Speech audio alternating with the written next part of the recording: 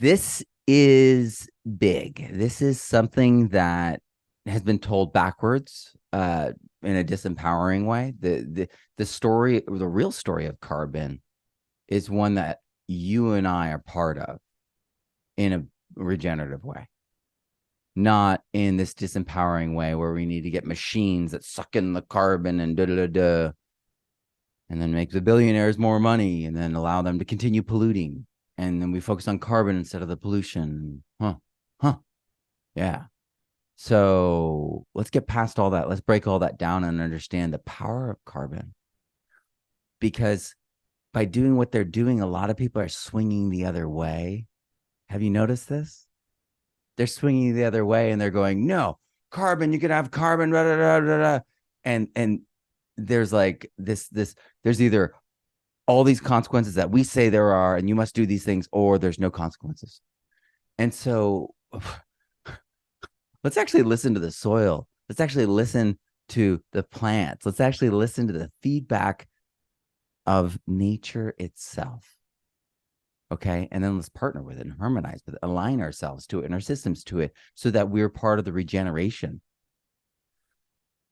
That's what we're talking about today. So we're going to be partnering with the carbon cycle. So right off the bat, what is carbon? I remember, I was like, this is going to be chemistry, right? Oh dear. When I first heard people talking about carbon, 15 years ago. And the fact is, it is the linchpin.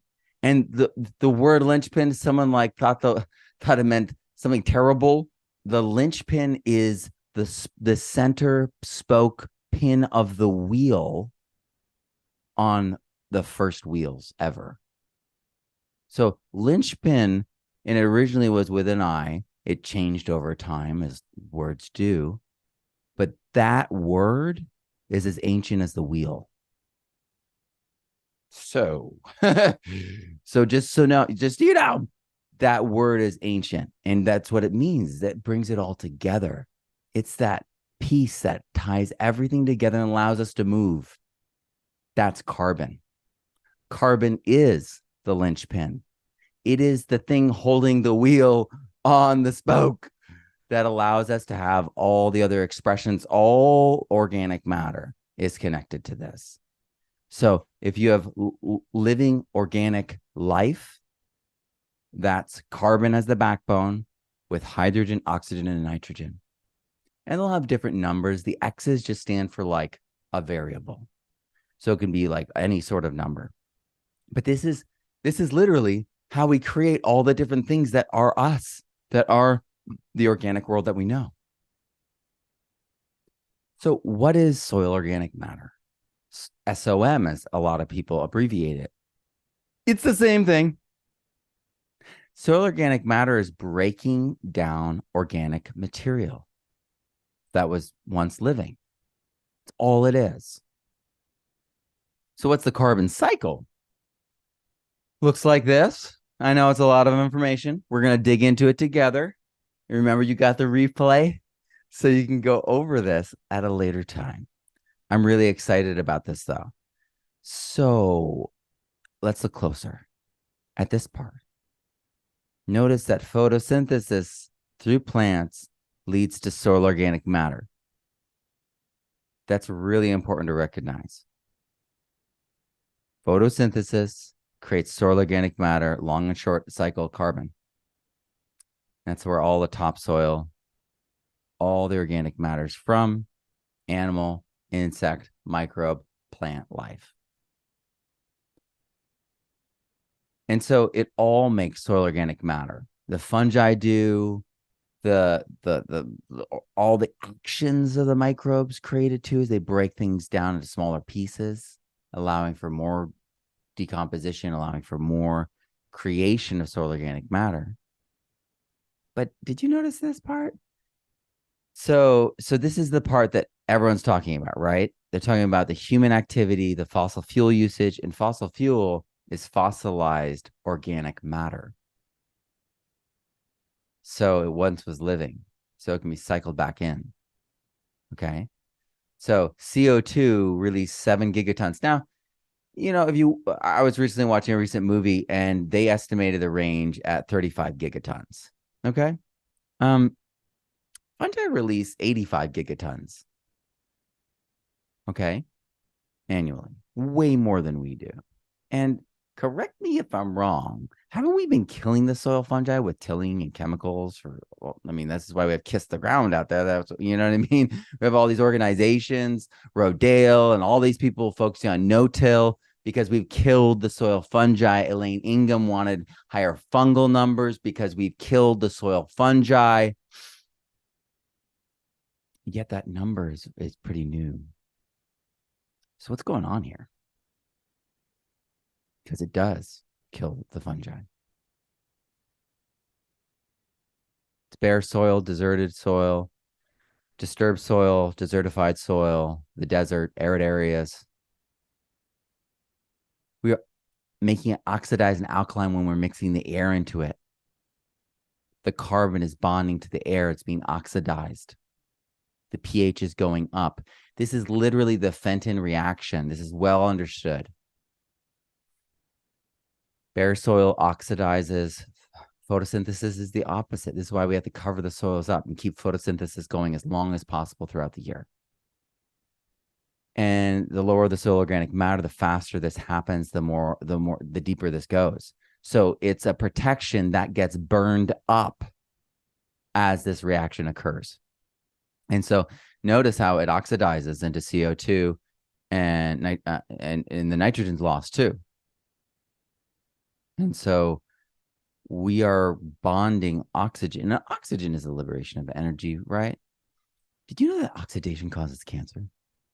Did you know that? I'm just a side note, right? Pretty random, but oxidative stress, inflammation, and cancer, they're linked. And this is like really well studied. A diabolic liaison, oxidative stress and tumor microenvironment and metabolic reprogramming, okay? So oxygen is incredibly important to have in the right amounts and in the right places. And so we're oxidizing our soil. And it's destroying our soil. Oxidative stress in the body is linked to cancer.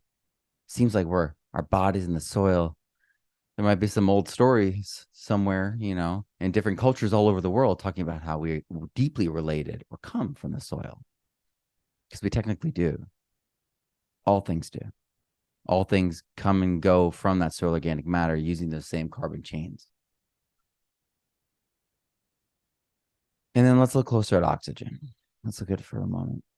Recognize that the algae and kelp plants are photosynthesizing throughout the year, and evergreens are not photosynthesizing in the middle of winter. So in the middle of winter, the terrestrial biosphere, they're not producing oxygen. So it's really the oceans. So it swings throughout the year. It's wild. So it's something that folks don't think about very often, to flip it the other way, to think about the oxygen, because all that CO2 needs O2 on a planet with less and less photosynthesis. Have you guys, tuned into this? The ocean is running out of breath. The Earth's atmospheric oxygens continue a long slide. This has been going on for about the same amount of time that we've been doing tillage, because we're combining the air, the oxygen from the air with the soil, ripping out the carbon from the soil. And instead of them being differentiated, we're muddying them. Dust Bowl is when it gets really oxygenated and loses all structure. But this is all a sliding scale and all a range of the same thing. So this is something it's in nature. I mean, this is well studied. And this is also part of the reason why we're leaking atmosphere, and our atmosphere is shrinking on our planet, leading people to fear that our planet is turning into a Mars. But it all comes from the fact that we killed the soil, and you need the differential and a battery to create the charge that creates the atmosphere. Once you understand redox, it all becomes very fundamental. And over 90% of the West Coast kelp forest died in the past few years. Remember they found like 60 or 600,000 like gallons, like in these big barrels of it off the coast of Santa Barbara. DDT. They found these pesticides in these barrels. You wonder why these things happen. Those things happen, right? It's terrible. And also the warming of the water, right? Of course. But again, we can restart the upwelling and fix that. We just have to, we've suffocated the soil with the waterways and the coastlines with what we've done with the runoff from our lawns, from our ag, where we handle stormwater and the turbidity, all of it. There's an easy way to fix it. But let's go back to this. The canopies of the ancient forest were hundreds of feet taller than today's surviving remains. And by the way, did you guys know that it takes 20 years for a new forest that you've just planted to stop from taking, to start to giving and sequestering carbon? Yeah. They're takers for the first 20 years. And so all this, oh, we just replanted it. Bang. That's malarkey.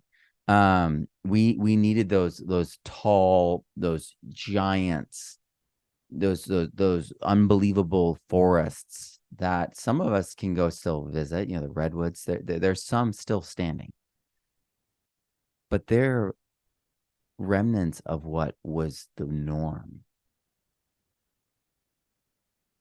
If we want a stable future, we need photosynthetic capacity to draw down all the excess carbon. And the return of soil fungi means we have increased CO2 release. Right? Of course it would.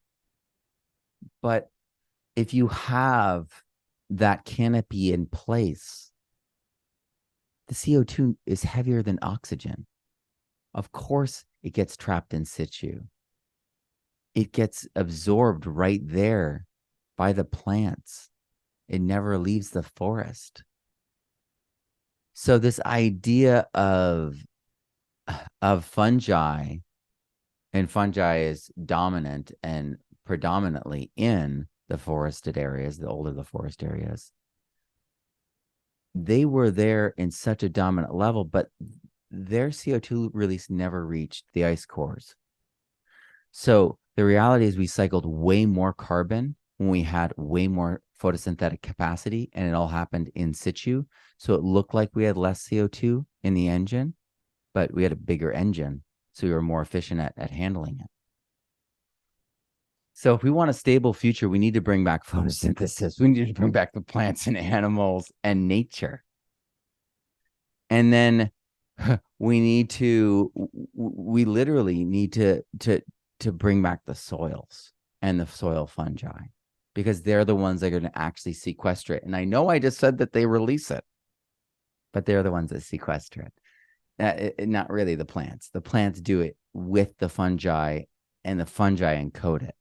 So it's like really important to recognize that. So when we'll get into it right now. So we can't just plant plants. We can't just build living soil. We have to do both. We must bring back the carbon and the energy. Wait, who am I? Well, I started off just like everyone else. I was a New England child, and I just grew up, typical kid.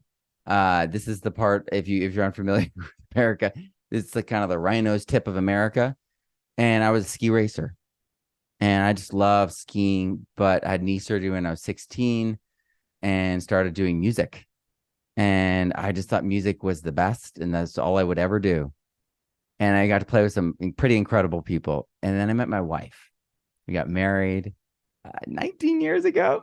And this is me and my band leader at his wedding. He married Rachel Ray.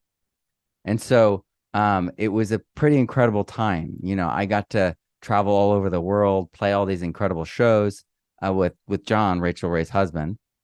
And in that time frame, we had our firstborn son. There's a reason why he's such an incredible guitarist, because this is him before this is around 12 months, I think a little bit before 12 months old.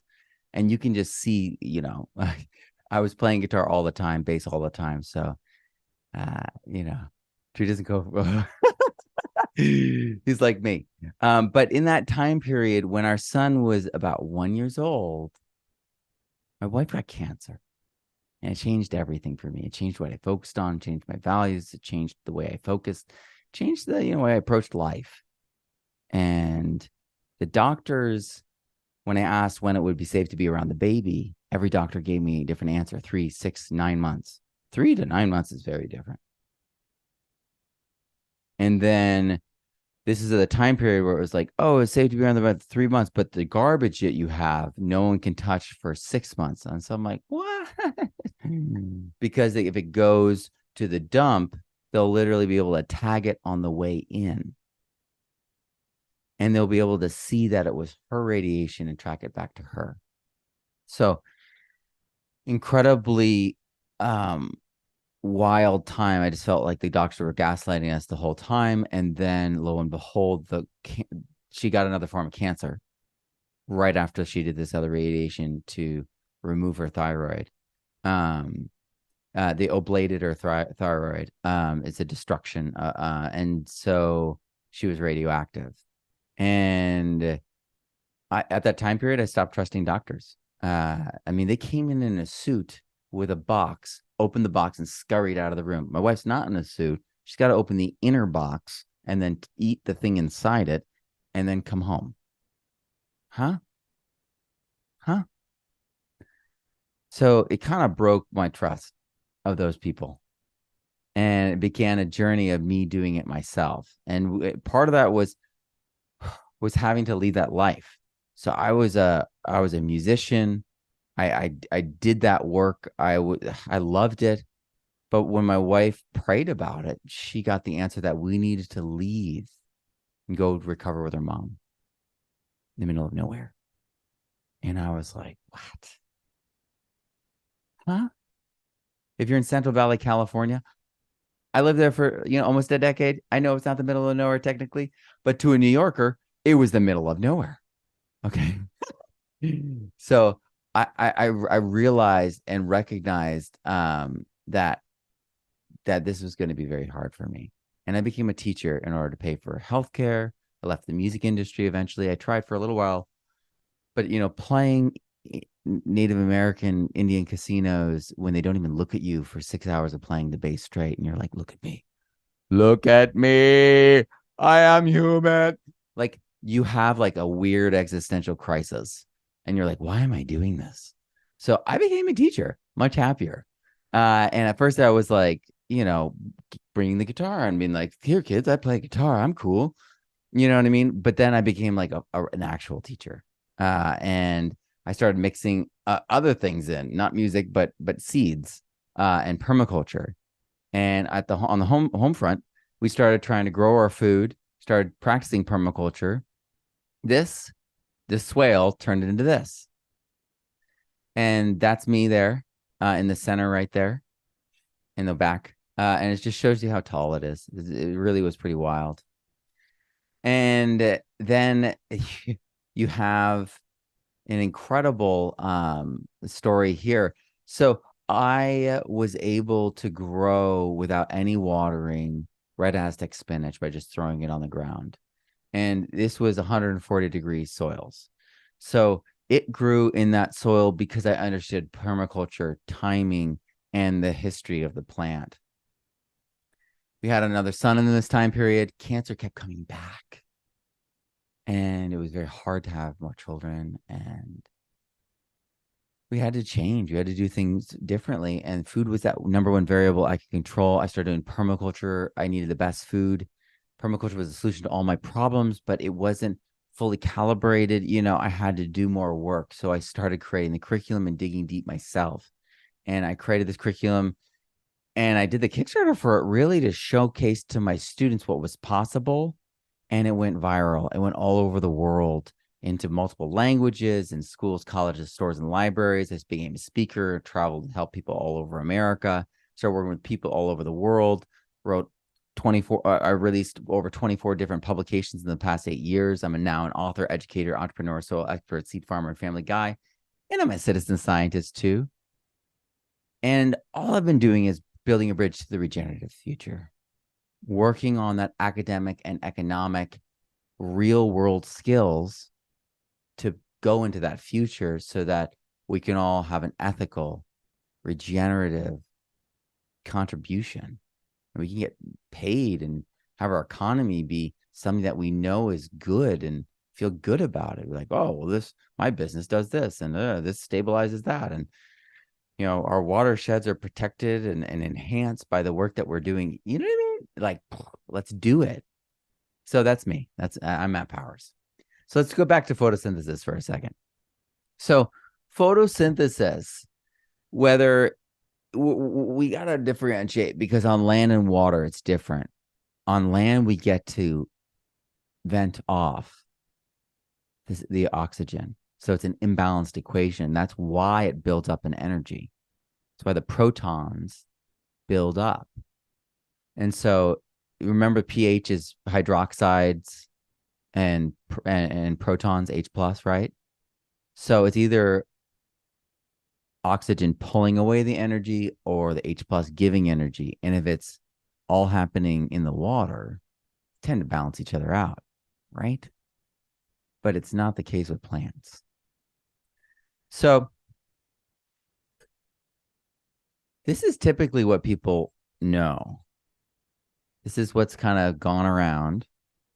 And the reality is this is happening, but 90% of those exudates get reabsorbed. So they, like an anteater's tongue, but it's liquid. They let out and then suck it back in. And we'll get into why and how here in a second. But most people know that there's exudates being released by the plant roots. They're mostly carbonaceous, but there's a ton of things they release. And bacteria and fungi feed upon it. Protozoa feed upon them. Nematodes feed upon the protozoa and everybody else. And all the manures from that stimulates and feeds the plants. And so this was popularized by Dr. Elaine Ingham. And the idea here is that the plants put out these exudates for what they want, and then they get what they want, and then it comes back to them. But this takes a while. See all the steps? Your plant roots, if they're a vigorous grower, they're already past this. This already happened. This is like the roots have passed this area where they would absorb this most actively. So this is why there's, like, in the rhizosphere, we have to apply the physics and the timing to these understandings, and then look and prove it out and show that these things are happening, because the history of this happening will absolutely feed the plants. So you doing a cover crop and having this flush and conversation happen for meeting the microbes and then planting into that, all of those manures will already be there. So yes, it will. So timing, the physics, the actual physics of where the root is and how the root exchanges and everything, this all plays into it. And so we can't not apply that understanding, because we'll get tricked. So photosynthesis right now, we have to understand that it's they're feeding those electrons, and those protons are literally electrons, right? They're energy, the protons. And so they're feeding the soil food web, they're energizing them and supercharging the actual organic matter. My son doesn't realize I'm live. So the organic matter is where all that energy gets stored. And if your plants are not photosynthesizing properly, they oxidize the soil. They release hydroxide. So the pH thing happens right here and right now. We want to do the thing on the left, the reduce. We want it to build up in energy, because just like with a maglev train, when you have the energy built up, you create these relationships that allow nutrients and ions and molecules to travel kilometers, and also to travel within plants, using the same exact energy and water in a relationship together to transport molecules from root to the tip of the trees, the leaves, in seconds. The carbon cycle plus photosynthesis equals the energy and carbon drawdown system of the planet. So when they're like, we can do a machine that'll draw it down and turn into fuel for cars and we'll just burn it again. Uh, uh, that's like a Mr. Burns plan. Like, let's block out the sun, right? From The Simpsons. Remember this episode? Yeah. It's certain episodes are edited out from Disney Plus. You may not remember them. So, yeah, this is like a Mr. Burns plan to do a machine instead of actual nature, because we need the energy in the soil so the atmosphere holds together. Plants are solar panels. All the plants are drawing down energy. They're the original solar panels. We just have a solar cell. Do you guys know what plants actually look like under the microscope? They look like glass. And if you're like, wait, I have a microscope, I'm lighting from below, and it doesn't look like that. Yeah, you're lighting from below. Start lighting from above and the side and find that sweet spot angle. Okay. And then you're going to be like, oh my gosh, they're all little glass greenhouses. Yes. That's what plants are, literally. And they're green because it fills up with chlorophyll. Okay. So, did you know the primary net productivity of field corn, which is the billion metric tons of carbon per hectare, is 400 times more than the annual increase? Let me say it again. The annual increase in carbon is taken down into the soil 400 times over every single year, and then they till it up and gas it off. How about that? Pretty rough, right? Pretty rough. This has been known for a while. Okay. So, but then they got gaslit, and then they got totally fooled, and they were like, yeah, we'll do no till, but you spray it down at the end of the season with Roundup.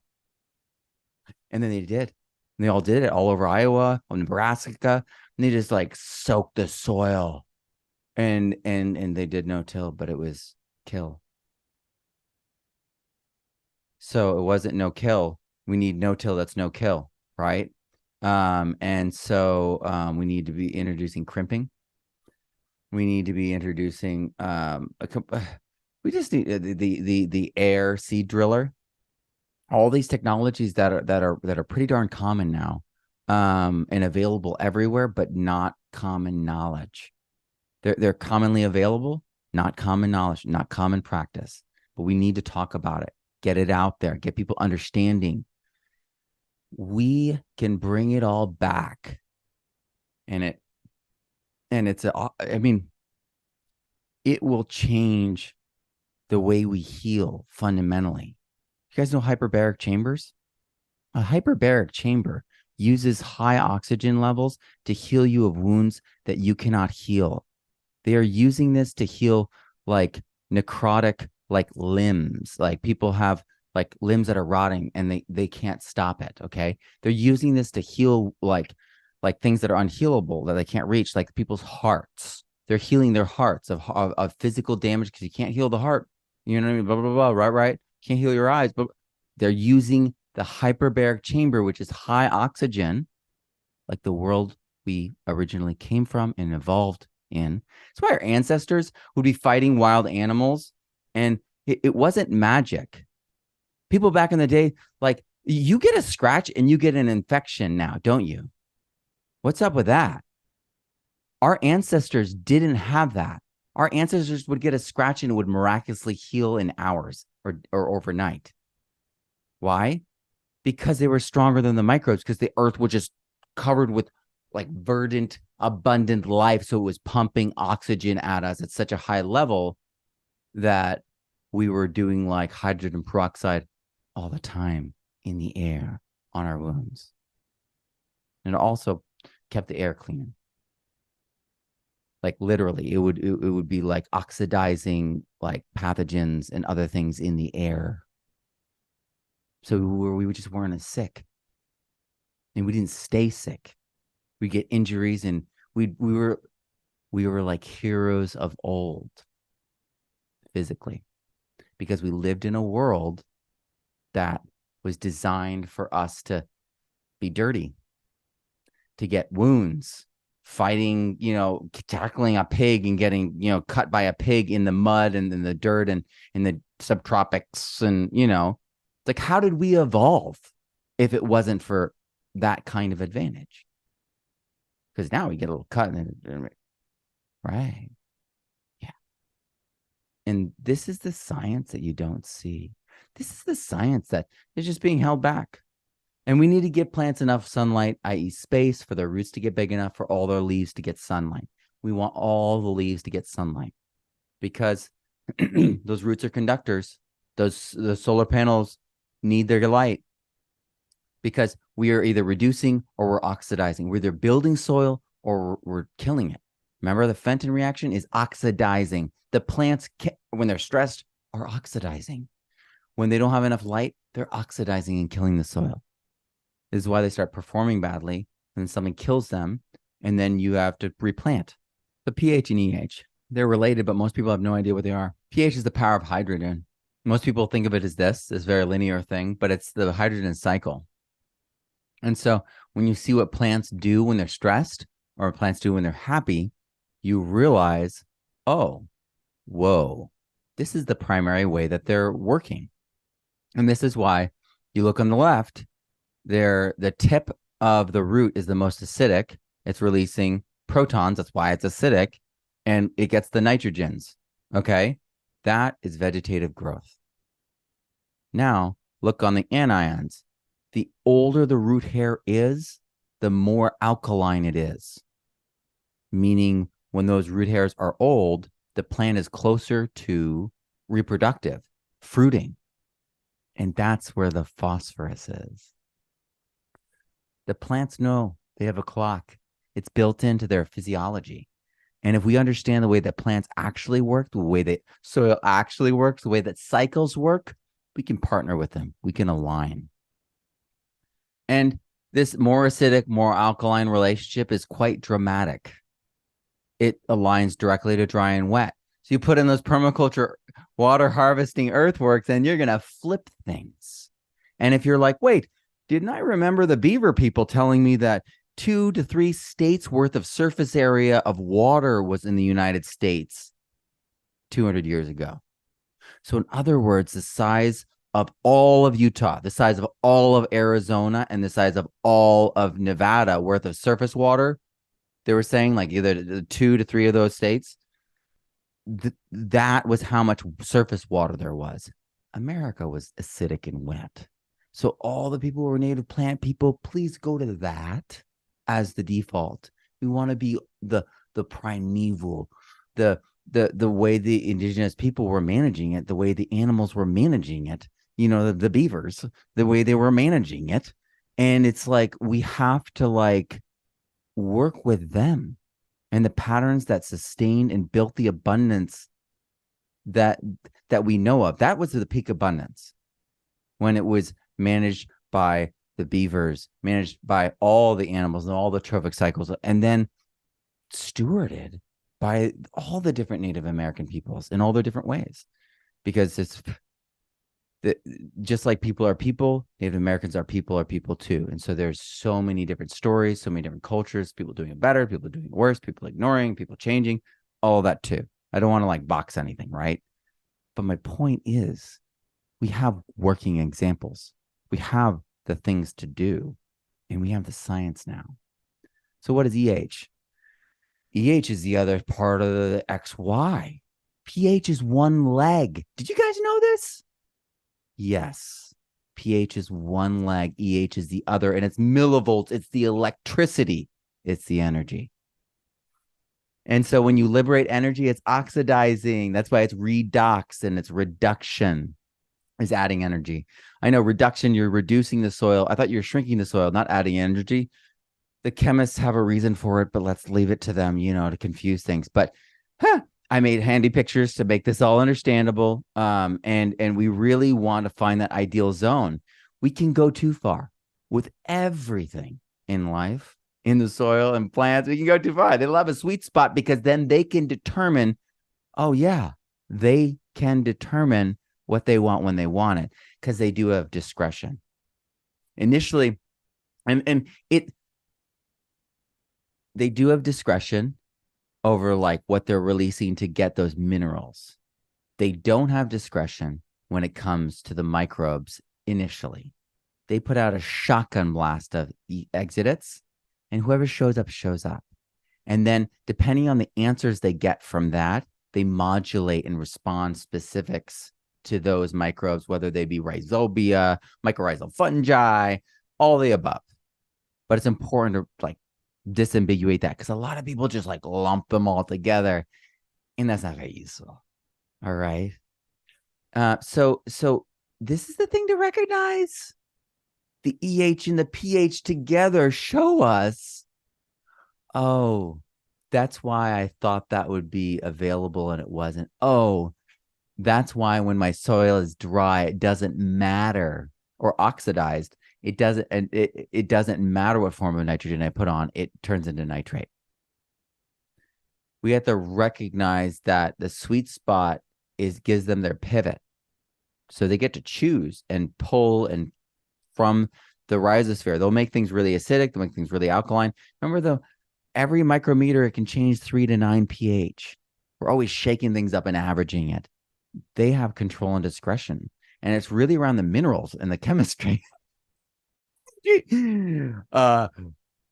There's indiscriminate, like, kind of like attacking of the biology. And we'll see that now in a little minute. But check this out. So there's corrosion rates for everything, and they differ. Some of them are crazy. Some of them are very linear. But it makes a difference. So redox. Wow. James and Michael Whitman have both called me during this. Michael, I will get back to you, good sir. So redox. Redox, like I said before, is reduction in oxidation. That's where the word comes from. Our world is oxidized and lacking in energy. Photosynthesis is reductive. So when we want to bring energy back into the soil, we need to do photosynthesis. And plus, I mean, look, if you got nitrates going on, you need 4 molecules of water for every nitrate molecule. So you are literally eating up your water resources. It's terrible. Once you get on the right side, get on the good foot, everything goes better. So you have to do the work to get there. But then once you're there, it's much easier. And then you can maintain, stay there much easier. So we got to bring in the energy and the carbon. So I hope that people are beginning to feel, because we got a few more slides here, beginning to feel like, hey, carbon is way cooler than this like evil thing that people have been saying. I'm made of carbon. Hey, exhale CO2. Carbon is essential to everything. It's the fuel that's going to actually balance everything out and build our soils. And so if they're going to cheat us of that carbon, which they stole from the soils and put in the air, and then because the way they did it was they just destroyed all of our soils. They're just it's abuse what they're doing, making a machine that we have to pay for, and then they buy the fuel and then the taxes and what? No. Mother Nature has a different way. She's got it right. All right, so we need to feed the life. We need to recharge the soil and the life in the soil. We need to bring back that life. So how? Well, with healthy plants. Literally healthy plants. Stressed plants can't sequester carbon for the long term. We need healthy plants. They literally do the opposite and destroy the soil. Tilled soils cannot hold carbon or life either. We must stop over-tilling. Though you may need to initially break things up and amend it to fix things and use that tiller gently or sometimes very deeply to break up the hard pan. So it really depends on the situation. I'm not trying to be dogmatic in any way.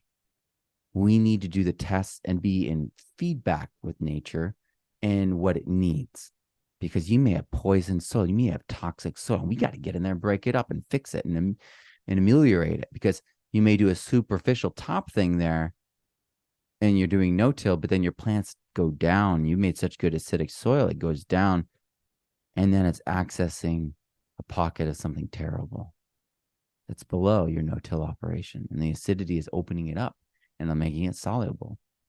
Can't allow that to happen. We got to break it up. We got to fix it first. This is why we test.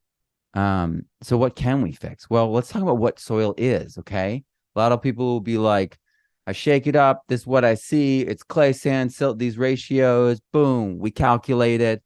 But even if you don't have like the perfect ratios, organic matter and soil life can actually create the loam. Elaine Ingham loved pulling tricks on other soil scientists this way and giving them fully structured soil that was just sand and compost. And they're like, oh, this must be a perfect ratio. And she just would destroy them. It was awesome. So what's implied? Um, how did the organic matter in life get there and stay there? Right? It's fundamental to this, and it can be all of this, but how did it get there? And it was photosynthesis and plant roots. They are the powerhouses that give the food. Once they're gone, your soil goes into dormancy and decomposition, hopefully, because you have food put into the soil for decomposition for that winter event when that does happen for you in your climate, if that's your case. But this is the reality. Okay. This is the metaphor. We have these minerals and they are the hardware, and you can upgrade your hardware to a degree. We got some rock dust and biochar that we can talk about, but realistically, it's the software. Okay. That's going to transform the hardware that you get. And it's that organic matter. The organic matter is the operating system. And you could run different programs with the organic matter that you add. More fungal organic matter is going to be more perennial, more trees. And then more bacterial is going to be more annuals to a degree. If it's too bacterial, then you're like, we gotta work on this, And then the operators, ultimately, it's not us. We tried that and it went terribly. That was the green revolution, the death revolution. And we need to bring back the original operators of these cycles and partner with them, but pay close attention and monitor them, because we're letting the biology back in, and we need to understand that as it goes back in. And so we have mapped out, as we'll talk about, these special microbes. Silicon and oxygen mostly are what the silicates are made of. So they're different fraction sizes. That's Silicon Valley, right? Those silicates, they conduct and hold energy. And that's exactly what's going on. The organic matter is also storing that energy. So the hardware is conducting it. The soil organic matter is storing it. Soil minerals and compost are different functionally. So when people say, oh, you just need compost, you don't need soil, just do it in the pot, just do a pot of just compost. That's wrong. You need the minerals because the minerals are different. Okay. They are more structurally different. And they work together. We need the diversity. We need to bring it all together. We need all the pieces. We need all the partners. We need to gather everyone in for that holistic picture. The carbon is organic matter. This is the funny thing that's out there is people are like carbon, and it's like organic matter. Soil organic matter is the battery. It's where all the protons are being stored. And it's actually a differential on the outside and the inside of the organic matter particles. So there's particles of organic matter, different sizes, and they charge up. And then what's wild is like the fungi literally like plugs into it. They'll like stab a hyphae like straight through it and keep going. And then they'll like light it up. And so they'll store energy inside the actual organic matter right there. And you can see them all forming crystals. And that's another way of storing nutrients and energy. Minerals are the hardware and water is the wiring, because those crystals are literal mineralization of the nutrients. And they're doing this in real time. And watering is the wiring. And if you don't believe me, water can conduct electricity very well. Please do not take electricity near your bathtub. Hopefully we all watch those 80s warning videos. So yeah, no, this is really what's going on. So it's all with photosynthesis, with the energy from the sun. Is it really that powerful, you ask? Well, let's dig in. This is Saudi Arabia. My friend got brought in to work on this. He initially set up the site, the earthworks, and the design with Jeff Lawton over 2 weeks, and then was on his own. and he trained workers, local folks that never had jobs, that were nomads, so that they could start working with animals again in their area, because all they wanted to do was bring back their animal culture, because they were nomads and they missed their animals. And so they did it. And so this is the same spot.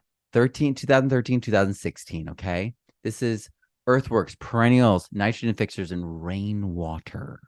They only used rainwater. So nitrogen fixers, they're tenacious. The biology is protected in the nodule. The excess nitrogen is released into the rhizosphere. The Bocholderia, Bradyrhizobia do that, not straight up rhizobia, right? Or rhizobium, rhizobia, the family, you know what I mean? We're talking about the general, and these are individuals. Nitrogen makes our compost hot. Microbial action makes the heat. So no compost on the site, no inoculants, no fertilizers, no interventions for 3 years without water or rain. Think about that. Boom. The right plants, the right design, and the right timing, but it took years. Took years. I don't want to wait years. Do you guys want to wait years? Who wants to wait years? No one's no. Forget that. We want to get moving. This is season 1. This is the size of what regenerative soil gives you year 1 with your cover crops, the first planting. First planting. And these are not like the giant special seeds you have to pay for. I did a whole video on this where I'm walking through and showing the sizes of things, because this is just regular old heirloom from Baker Creek and Seed Savers Exchange. This is normal. The purple Milan, right? Purple top Milan turnip right there in my right hand. You all have grown that. You know it well. We can speed things up.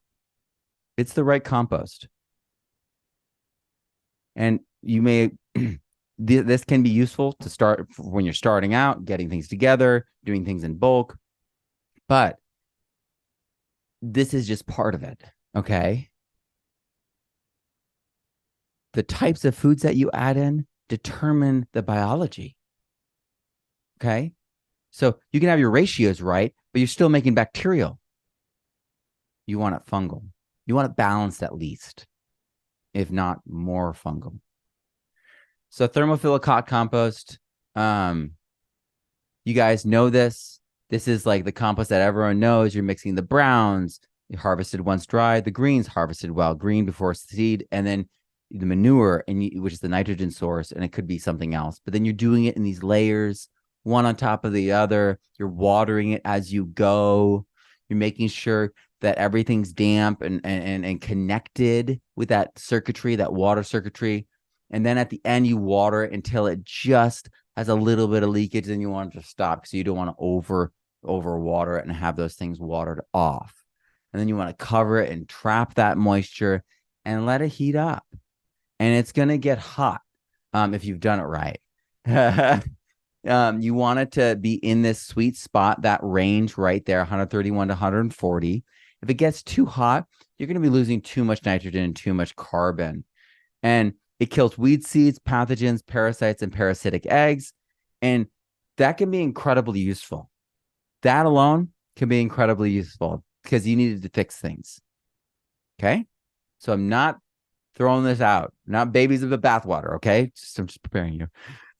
So remember also that these things can catch on fire if you get too hot. And this happens to people. They have the chip drop arrive. They forget about it. It rains. It's hot. And then the pile is smoking. And then it's on fire. So turn it. If it goes below 131 or above 140. But does this really work, Matt? Does it really work? Let's check in with Todd Harrington, Governor's Island. So on Governor's Island, they transformed this site with compost and other things. So it's beautiful. It's really a victory. And Elaine Ingham consulted on this, and I actually heard the whole story from her. She's the one who told me about it originally, and it's in the Advanced Permaculture Student Online, and parts of it are in Regenerative Soil. So this is something that I source and talk about all the time. It's a victory for us all. But notice that it's mycorrhizae, the proper mycorrhizae was there. And it was the right compost for those plants, those pines. So they had to wait to get this to be right. And then so they created a native pine forest. It's absolutely beautiful. It's now a glamping site, and it's restored native forest right in New York City. Statue of Liberty right there. Unbelievable, right? How about this for unbelievable? The glamping company's owned by my best man for my wedding, right? We saw the wedding photo earlier in the presentation. He was there. Crazy. We learned to ski together as babies. I started at age 2. So, and then my original soil mentor, Elaine Ingham, was an advisor and told me about this. So it was like, how could I not share that with you guys? What a fun story. Have you guys ever had something happen where you're like, hey, we know the same what? How is it? This is unbelievable. It's one of those. But wait, all the hot compost I've tested has been alkaline and oxidized. Yeah, it's true. Do you guys see the pH top right, final column on the right side? pH 8, 7.5, 9 when dry, 8. And then the topsoil from Happy Frog, that 6.0 is not a happy 6.0. So think about that. Remember the pH chart? Remember what's locked out and what's available where? We want to be 6.5 to 7, remember? So it's a big deal. So you could wait and have it transform. I'm going to move myself back up to the corner. Back to where I was. All right. So you could wait. This is with the whole thing that people are doing now. They're waiting like months, up to like 6 months for it to form the right fungal hyphae in the hot composting world. That's what best practice is from Elaine's top students. That's the BioComplete. They're waiting for that moment. But who's got time for that, right? Who's got time? You could use effective microbes or the things that are in effective microbes, because that's easy too. So remember this, the oxidation is the loss of energy. Well, oxidative versus fermentation. When we're turning the pile, we were adding air, meaning we're oxidizing it, meaning it's gassing off more CO2 than a car engine. Hot composting is like running a diesel engine. So what, like years ago, like that guy, Paul Stamets, I mean, no, not Paul Stamets, Paul Wheaton brought up, everyone gets so mad at him. He likes saying things where people get mad at him. But it's like running a vehicle. And this is the thing. Fermentation is the opposite. So EM ferments. And IMOs can too. But first off, let's do what is EM, okay? So effective microbes, they're trademark name and product, but the microbes are not trademarks. They're for you, they're for me, they're for everybody, they're everywhere in small amounts. And when we ramp it up, we see incredible things happen. So I wouldn't get the EM one. It's only guaranteed to have the Lactobacillus casei. And it's awesome. It's CCOF, USDA, organic. I would get the Pro EM. You're like, it's more expensive, or DIY it. We'll get to that. So it's a liquid probiotic for people, and it's USDA certified CCOF, and it's all of this. So it's lactobacilli. It is beer yeast. Notice the cerevisiae, cerevisiae, and then Rhodosodomonas palustris. That is the key ingredient. And I know yeasts are very important. Yes, we'll get into that too. But Rhodosodomonas palustris is the one that facilitates all of those others doing their thing in this form and staying in this form. Rhodosodomonas palustris is one of the most important microbes on Earth. Without it, life would not have evolved. So this is a very powerful but simple brew. And this is, it's mostly yeast. I mean, look at it. This is EM1. That's the yeast at 1000x. They're fat and happy. The glowing ones have phosphorus in them. Hey, let's go. So why EM? Well, they're selected endophytes.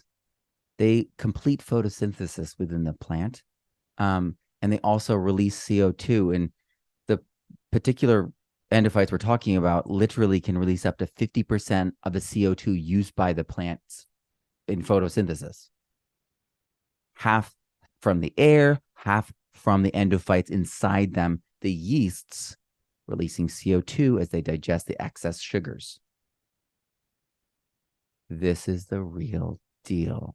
We have plants that don't have a proper microbiome digestion, the yeasts and other endophytes. Don't get me wrong, it's not just them. And they aren't able to digest all the sugars, so they get stressed and have all the sugar-related stress, and then the bugs come and eat them, or the fungi gets inside them. It's really this simple. And when you understand the way things work, it's shocking. People in my courses have these huge paradigm shifts, and they recognize the world that they live in is completely different. So they complete the nitrogen photosynthesis. So you got nitrates, you got other forms of nitrogen. They're going to turn them into amino acids and give you energy. And then they're going to release nitrogen inside the plant, and you could call it nitrogen fixation, but they also are pushed around and circulated within the plant and can end up in the hairs, and they fix nitrogen there as well. So it's a bundle of things. I just want to differentiate a little bit. And they're immunological triggers. Once this happens, the plant is like on guard, and they're healthier than they've ever been or could be. So yeasts, there's thousands of yeast types inside of plants, sugarcane and rice and corn. It's so well studied. It's wild. And the indole acetic acid production, that originally the vinegars and acids were seen as bad by like the soil food web community. I have a whole long quote from Elaine about how they're bad, but they're actually key and fundamental and vital for the plant's health. And it just took years for it all to be fully mapped out. Purple non-silver bacteria, Rhodocytomonas palustris, looks like this. This is the only other images that, it's Dr. Carolyn, who's retired from University of Washington, UW, that is the other person that's putting images of purple non-silver bacteria on the internet. And they're basically close-ups of the same exact image. So it's really incredibly important to recognize that not only am I doing this, and there's very few places to see this in actuality, but I can teach you how to do this. And so these are considered the most abundant endophytes, yet people aren't even working with them and don't even realize they're important. People are lambasting these microbes for years. Lactic acid bacteria, it's part of the entire life cycle of many plants. It's wheat here in this study, right? But plants, why? Helps them process their nitrogen. Excess nitrogen, nitrates, that calls in pests. Excess sugars in monosaccharides, simple sugars, calls in pests. The molds and the fungal attacks and pathogens, they're all just telling us that our plants aren't getting what they need. That's all they are doing. And so we are at the cusp of a huge renaissance. And, on top of that, EM is going to be taking, let me move myself here. Put myself in the middle this time. So lactic acid, this is from my book, The Permaculture Student 2. So EM has the ability to ferment organic substances and prevent putrefaction. So they're literally fermenting these things. So they're making amino acids and polysaccharides instead of nitrates and ammonia happening. They're making these beneficial amino acids that are literally doing the work for the plant and giving it energy. And so they're plants saving water, plants saving energy. You can do other things with that. And then the carbon dioxide that would normally be gassed off, EM literally is turning into a polysaccharide, which can just be absorbed by the microbes. And so a polysaccharide, not a monosaccharide.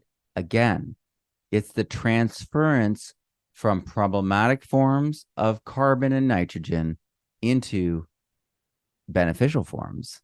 And so this is what's going on. This is why everyone is all about EM. And so because we're eating up all the nitrogen and fermenting it, or some people said originally, like back in the day, pickling it, right? You don't get as hot. It's like a governor on your pile. So EM compost versus hot compost. They're completely different. You retain your size, the nutrients, there's less turning. And not only that, you can prove it to yourself. You can see that these things, you can look at it under the microscope. You can look at it on all these tests. You can trace the nitrogen levels as they change. Now, vermicompost, it's very similar. It's oxidized and alkaline usually. So what if we combined everything? Hot, worm, static, Johnson Sioux is that. And so Johnson Sioux is awesome. This is from Regenerative Soil. All these images are from Regenerative Soil. And it is a static hot compost that you then add worms to once it's cooled down. And then you have it go for a year. And it has the highest fungal numbers. It's really, truly incredible. Okay, the subsoil in comparison. The neighborhood leaves have next levels waiting for you. This is just leaves. So don't get so fancy sometimes. Just try it. Just go with the flow. See what feedback nature has for you. Just keep it simple. Now, compost extracts. The compost teas tend to be more bacterial dominant, oxidized, and alkaline, which is, no brainer because you're bringing in air constantly, oxidizing things. You probably already suspected that. So we just do it faster. We just do it in under an hour, right? We do it for an hour, and that's the extract. And it's the same, ingredients, same recipes. These are great. So how does it work, though? Well, is it this? Is that primary? No. The rhizophagy cycle is primary. Those exudates that go out, they get sucked back in. And so as those microbes are being grown and promoted at that root tip, the meristem cells absorb the microbes and bring them into the root itself. And then they bombard those microbes with superoxide, again, oxygen, releasing their energy and their nutrients inside them, removing their actual their membranes so that they have no cell walls. So they literally are then losing their mostly electrolytes. And then the ones that survive repopulate their membranes, their cell walls, and they get pushed out of the root hairs. And actually, this process creates root hairs. And it was proven that if you don't have rhizophagy happening, you do not form root hairs. And so this happens always, and plants all do this. And so most of them are destroyed. Some of them survive and repopulate at the root tips. But this is primary. Mycorrhizal fungi only happens when mycorrhizal fungi is there. Rhizophagy always happens when microbes are there. Always. And it happens the moment they send their first root out of the seed. And this is what the root hair looks like. It's pretty easy to verify. The root hair is pushing out the bacteria that survived that crazy process. And all this is creating organic matter. What about AMF? Hold that thought. Okay, we'll get back to it. So they need habitat. Biochar is a great habitat. Check out the shimmering, the movement of the biology on the surface of this. It's not fully burned wood. It's biochar, compost. And so you can see the bits of black that's like obsidian, and you can see just the sparkling activity of the bacteria and fungi on the surface. Fungi, when we're talking about the hyphae, it is going to be connecting all the biochar as fast as possible. It loves biochar because it's great at holding water, which fungi needs. It's great at holding life, which fungi communicates with and works with. These are living circuits and organic batteries. So biochar is an essential. It holds 3 times its mass in water. It's a no-brainer. Now, rock dust. Microbes go crazy around rock dust. They just go nuts. So basalt is best. 75% of all volcanic soils are basalt. And it's because the surface area. The surface area is so high, it creates a little force field around it. This is why a lot of really fine minerals are hydrophobic. But once you break that down, they go crazy. Biofertilizers. So These are the microbes. The microbes that fertilize plants are actually called biofertilizers, not the fermentation in the big barrel that permaculture talks about. The microbiome of the world is depleted and we need to bring it back. Those biofertilizers that help us digest within us, the ones that help plants digest within them, we need to bring that back because there's a relationship between them, as you might imagine. So whether they're fixing nitrogen, diazotrophs, or they're mobilizing or solubilizing phosphorus, there is a microbe that does it. And then rhizobia. This is what I was talking about where it's in the nodule. It's right there. See the red? This is up close. And then arbuscular mycorrhizal fungi. This partners with the roots. Mycorrhizal, rhizo, root, mycofungal. Arbuscular is tree shape, but we won't get into how that's an art, in some ways an artifact. So this is how people were drawing and communicating about mycorrhizal fungi. This is how it actually looks. So the accumulation of phosphorus is 10,000 times the ambient soil. That's why it glows. And you can see so clearly the fungal hyphae working its way through the root and around the root cells. This is at a different stage. And so you have to understand the stage that you're looking at to understand why it looks the way it looks. Arbuscular mycorrhizal fungi are responsible for a third of all sequestered carbon in our soils globally, can account for 47% of the carbon in the soil. So, and that's northern temperate. It's more where it's more like wetlands and stuff, like Norway and Denmark and stuff like that, or Canada. It's wild.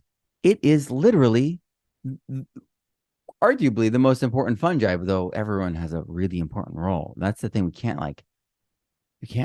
create hierarchies and be like, well, just the one. No, we got to bring in these guys, make room for the indigenous microorganisms as IMOs I was talking about, and get these partnerships and things restarted and let nature fill in the gaps. Notice that it's more fungal as it gets more acidic. Fungal abundance is in humid, acidic climates, and then endophytes. So these are the microbes that are inside the plants, and they're so critically important. They have all these different functions, and we literally can go and look. There they are. There's the fungi inside the phloem, and you're like, wait, what? Do you see how it's the outside of the circle? See how it's the outside of the circle? Yeah, we can see these things. So why is this important? Because we are constantly absorbing new information about the world around us and adapting at a microbiological level. That has direct influence over our genetic expression, how we feel, whether we have vibrant health or not, directly deals with the microbiological relationships that our plants have. Whether we're eating the animals that ate the plants or we're eating the plants, you can't get around it. The food molecules and nutrients and they influence and trigger the epigenetic expression of our body, literally. The microbes digest our food for us, inside of us. But so do the plants require this. So are your soils and plants inoculated with the right biology for your needs? Because you can't get away from that relationship. It's always going to be there. So get your microbes, start scaling up, start brewing. It's the biology, it's the minerals, it's the water and air, it's the organic matter, it's the photosynthesis, it's regenerative soil.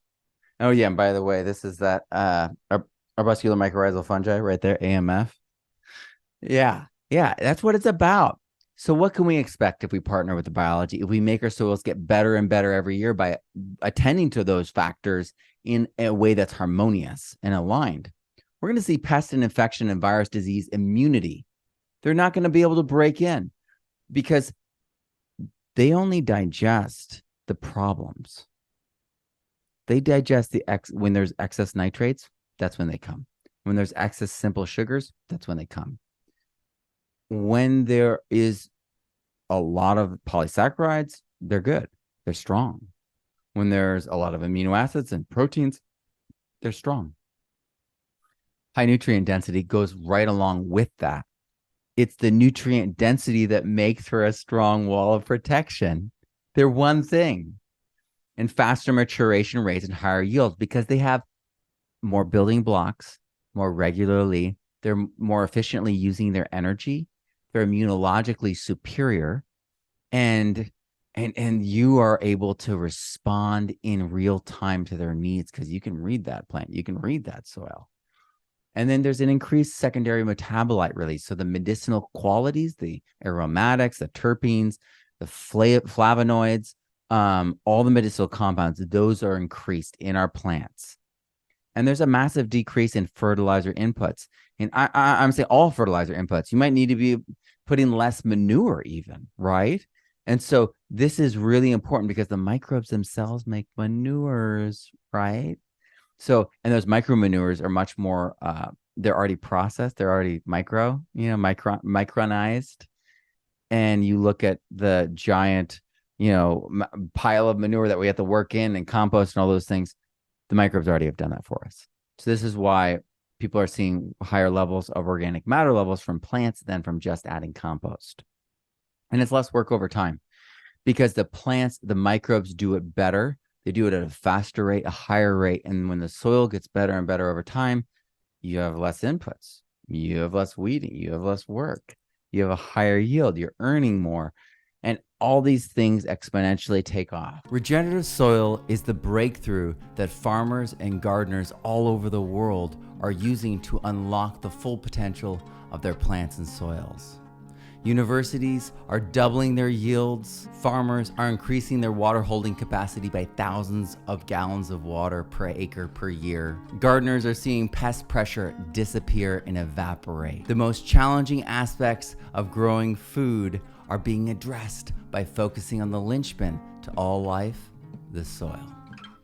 If we can get our soil right, we can grow amazing food, raise amazing animals, and overcome all of these challenges. We skip the pests, the diseases, the viruses, and soil damage. We instead focus on making things better and better. So our food, yields, and nutrition continue to improve exponentially with every single season.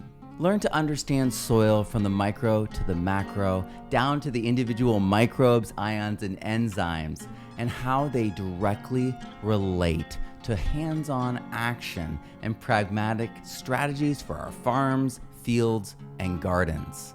We can grow food faster with higher yields and nutritional density, but it all comes down and comes back to your soil. Is it resilient?